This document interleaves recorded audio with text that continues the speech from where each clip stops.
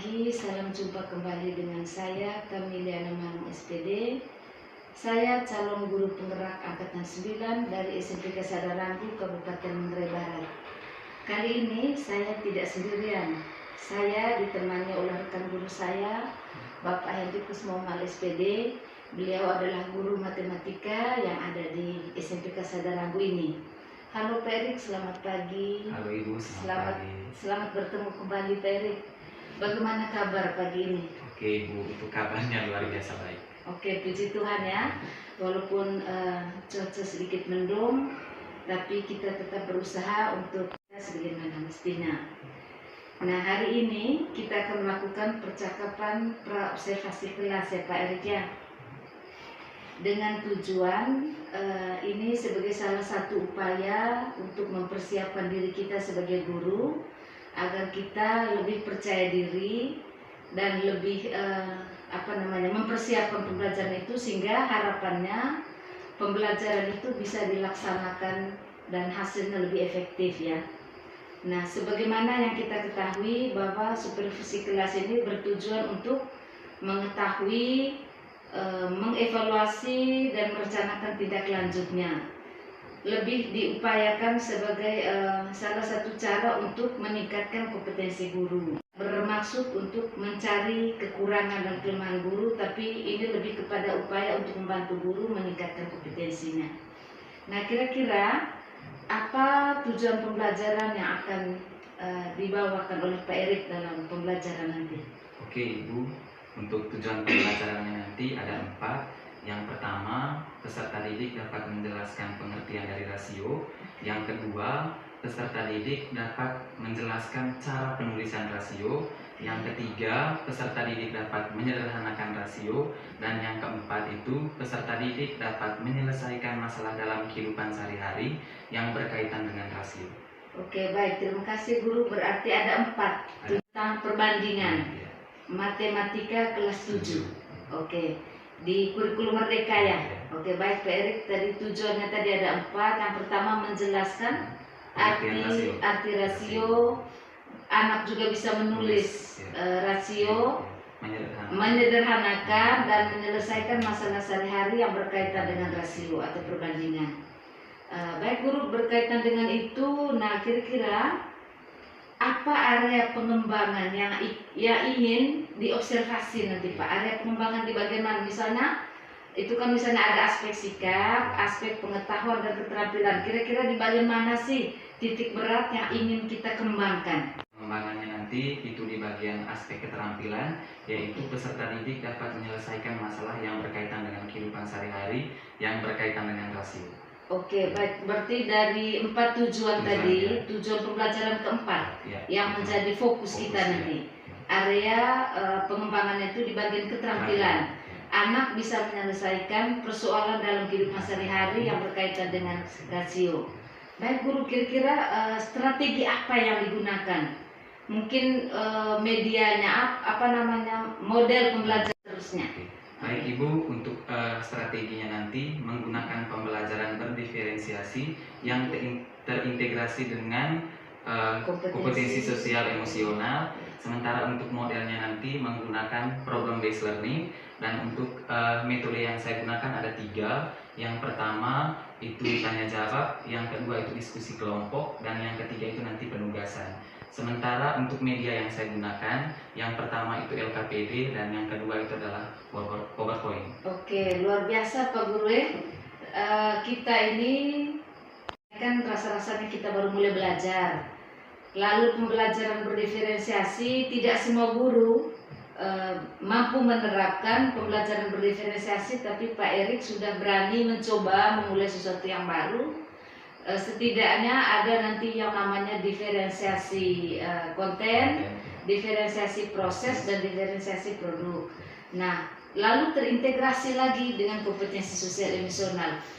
Saya membayangkan ini akan menjadi sesuatu yang sangat menarik dan luar biasa nantinya Pak Erik. Jadi Nanti ada LKPD, ada juga PowerPoint. PowerPoint tentu ada media pembelajaran lain yang mendukung, mungkin LCD, laptop dan sejenisnya, yang mungkin handphone juga. Dengan handphone. Baik guru, kira-kira kapan ini pelaksanaannya nanti di kelas? Untuk pelaksanaannya Ibu, Kamis minggu depan di kelas 7B, jam pelajaran ke-4 dan 5. Kalau hari ini tanggal 24 Januari 2024, berarti Kamis depannya itu jam pelajaran 45 di kelas 7B.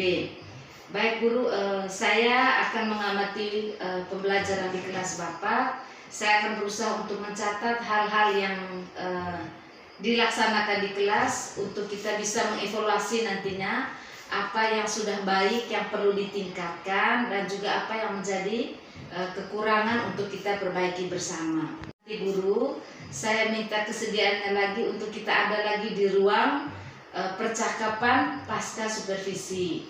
Nanti akan dihadiri oleh pengajar praktik saya, Bapak Octavianus Bani, saat pendampingan individu kelima sekitar bulan Maret gitu.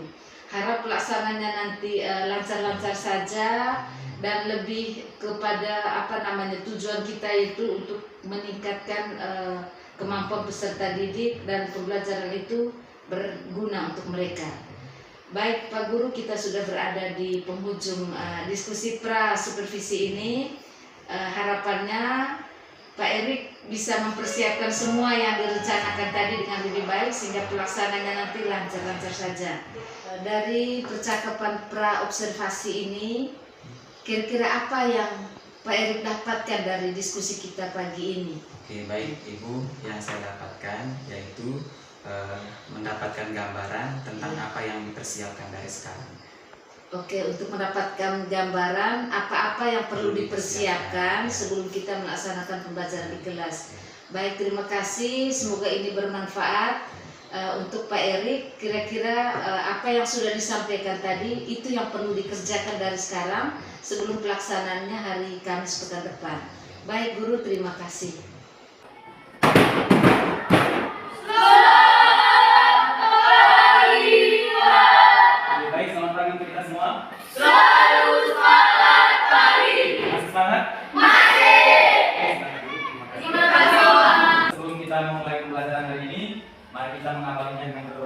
Untuk itu saya minta kalian semua Bapa dan Putra dan Roh Kudus. Amin. Bapa,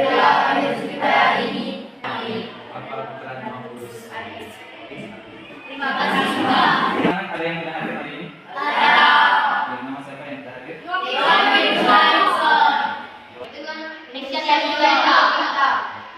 Kenapa diminta?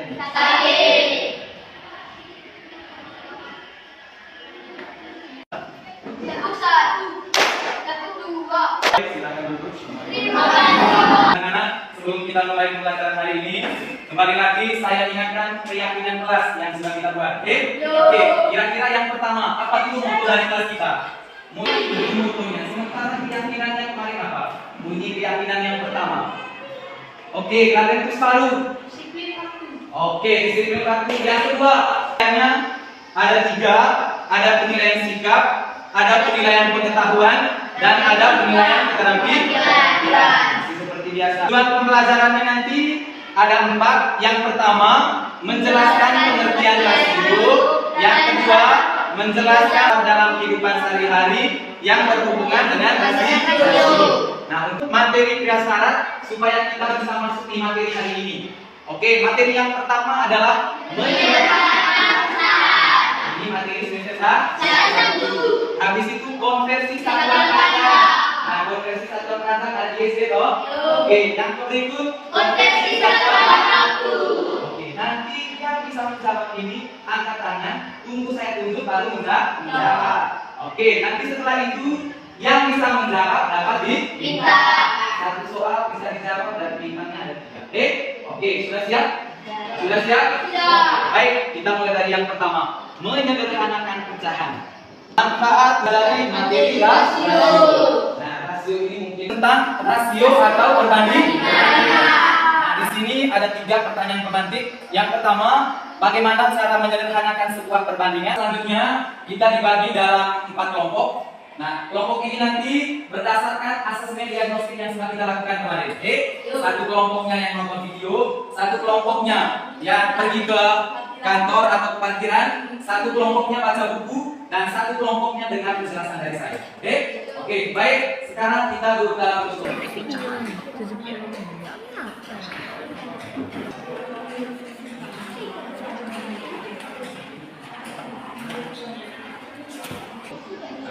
Untuk penulisan rasio tadi berbanding.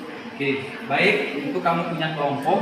Nanti kamu akan pergi ke tempat parkiran untuk menghitung berapa jumlah kendaraan yang ada di sini. Oke, nanti kamu tulis sepeda motornya ada berapa, mobilnya ada berapa. Oke, itu kamu punya kelompok. Silakan.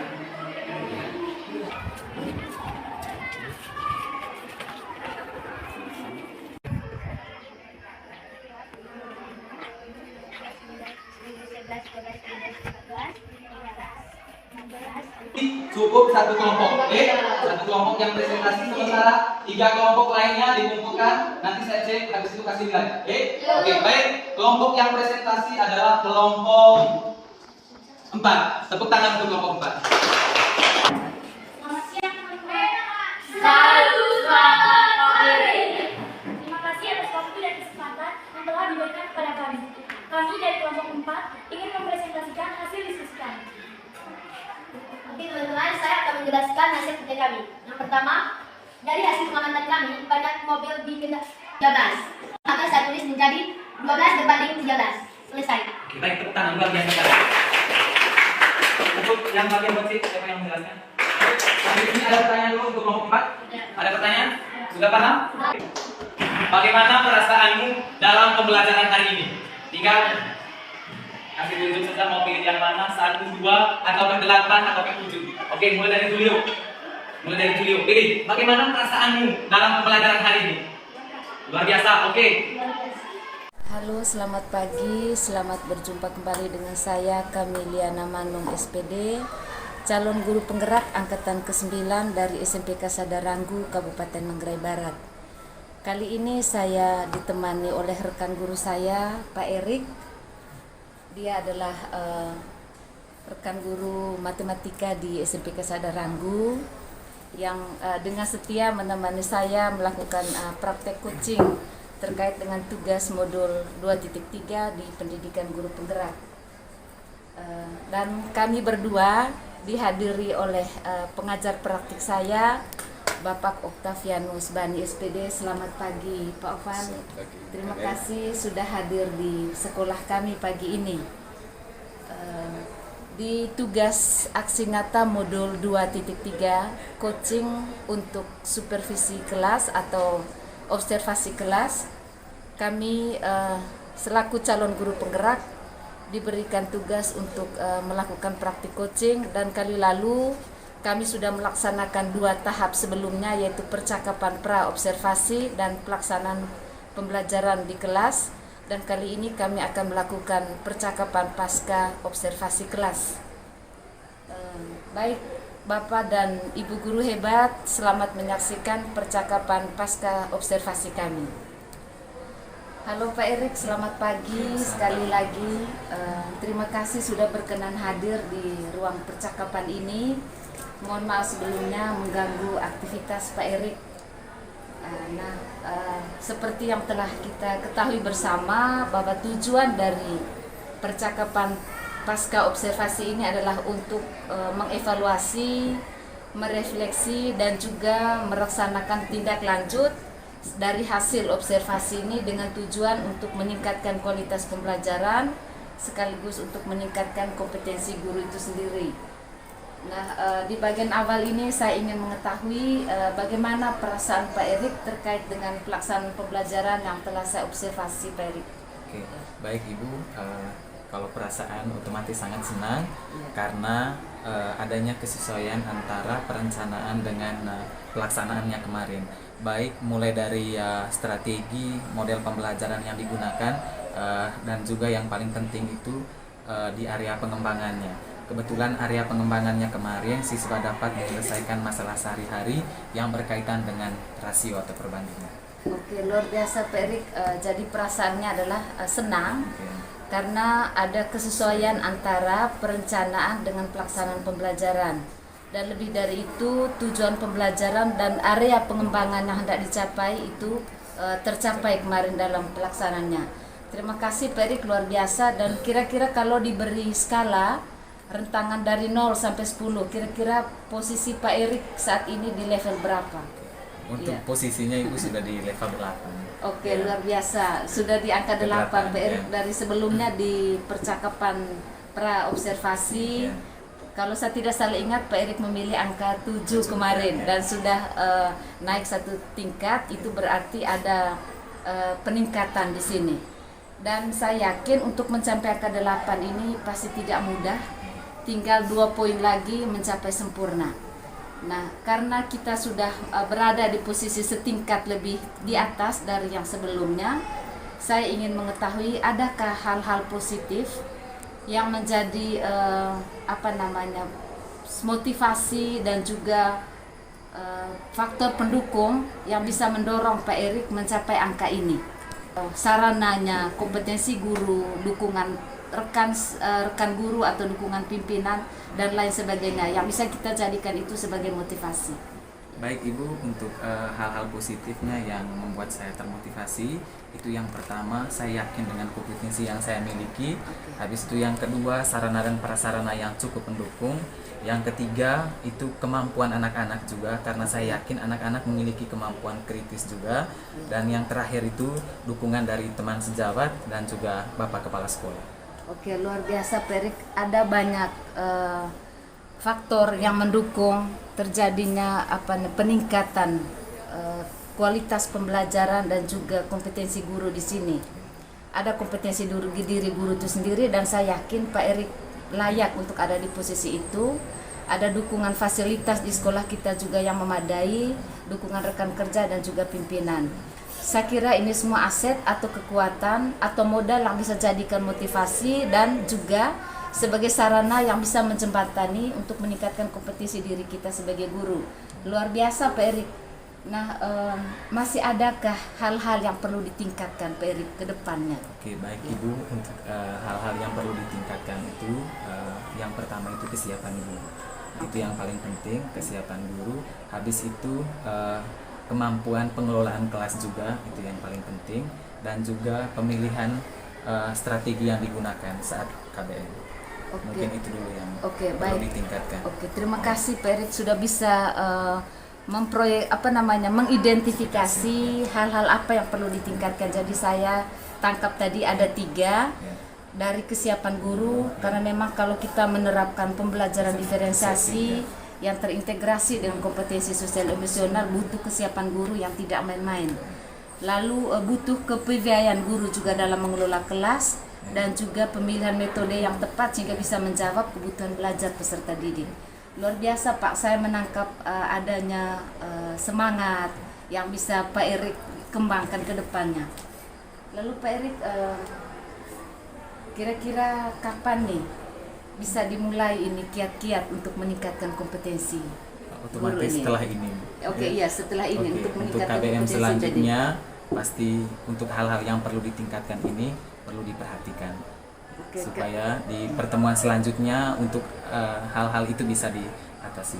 Oke, luar biasa Pak Erik. Jadi tidak lama karena kita sudah memasuki bulan April dan itu berarti sebentar lagi kita akan melaksanakan ujian akhir semester.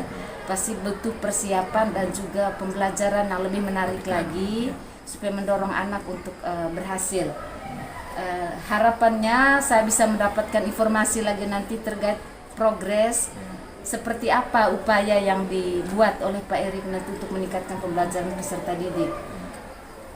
Lalu di bagian terakhir Pak Erik, kira-kira apa yang Pak Erik dapatkan dari percakapan pasca observasi kita kali ini? Oke Ibu, hal yang saya dapatkan yang pertama itu kita sama-sama merefleksikan dan perlu melihat apa yang perlu ditingkatkan dan juga merencanakan tindak lanjutnya. Oke, luar biasa Pak Erik. Dari percakapan ini kita bisa merefleksi sejauh mana pelaksanaan pembelajaran yang telah kita lakukan, sekaligus bisa merencanakan apa-apa yang perlu ditingkatkan, yang kita sebut tadi merencanakan tidak lanjut. Luar biasa, sekali lagi terima kasih, tetap semangat dan sukses untuk Pak Erik. Dan di bagian terakhir ini kita sudah sampai di sesi penutup, dan sebelum sesi penutup kami ingin mendapatkan penguatan dari Bapak pengajar praktik saya. Baik, terima kasih. Selamat pagi sekali lagi untuk Ibu Kamel dan rekan Pak Erik. Selamat berjumpa kembali pada hari ini. Pertama tentu kita panjatkan puji dan syukur karena kita boleh duduk bersama di sini melakukan refleksi, terutama setelah kita melakukan pembelajaran di kelas. Langsung saja ke mungkin penguatan ya, penguatan dari saya sebagai pengajar praktik. Pertama, saya mengapresiasi rekan saya Ibu Kamel sebagai CGP yang melakukan supervisi terhadap rekan guru di SMKK Sadar Ranggu. Dan kegiatan barusan adalah kegiatan pasca observasi ya, setelah melakukan supervisi di kelas. Ada beberapa hal yang mau saya sampaikan. Pertama, apresiasi untuk Ibu Kamel, terutama Ibu Kamel bisa menghadirkan suasana ketika melakukan coaching ini dengan suasana yang santai. Itu artinya bahwa Ibu Kamel bisa mengatur kondisi batin antara Ibu sendiri dan juga dengan Pak Erik, sehingga bisa melakukan percakapan yang santai dan walaupun santai tapi sangat bermakna. Yang kedua yang saya mau sampaikan, saya mengapresiasi juga untuk setiap pertanyaan yang disampaikan oleh Ibu Kamel sebagai coach, di mana bisa memberikan pertanyaan yang berbobot, yang membawa Pak Erik bisa menyampaikan dia punya hal-hal yang apa yang menjadi poin positif dalam pembelajarannya dan juga rencana tindak lanjut ke depannya. Jadi pertanyaan yang berbobot ini juga sangat penting menurut saya ketika kita mau menentukan suatu perubahan, ya menentukan. Yang ketiga yang saya sampaikan bahwa Ibu Kamel juga berhasil menjadi pendengar yang baik, ya, aktif mendengar setiap apa yang disampaikan oleh Pak Erik, terutama. Jadi ini dilihat dari Ibu Kamel bisa memberikan catatan poin kunci, kata kunci yang disampaikan oleh Pak Erik dan diulang gitu ya, diulang. Ini menjadi hal yang bagus. Di samping untuk Ibu Kamel juga, terutama untuk Pak Erik, sehingga dia ini hal-hal yang saya dapat dan menjadi kunci mungkin untuk perkembangan atau perubahan pembelajaran selanjutnya. Mungkin itu saja 3 hal yang saya mau sampaikan, dan secara keseluruhan sangat bagus sekali. Semoga Ibu Kamel sebagai CGP terus belajar ke depannya ya, untuk menjadi rekan guru yang sama-sama belajar untuk membawakan perubahan untuk peserta didik dan juga untuk rekan guru. Dan terima kasih juga untuk Pak Erik yang mau berkolaborasi terutama di dalam kegiatan dari kami di dalam pendidikan guru penggerak. Terima kasih. Baik, terima kasih Pak Gofan selaku pengajar praktik saya. Beberapa hal yang disampaikan sungguh sangat menguatkan saya. Walaupun yang disampaikan tadi banyak apresiasinya, tetapi saya memaknainya sebagai suatu motivasi untuk saya untuk terus belajar, karena sesungguhnya kita bisa itu karena belajar.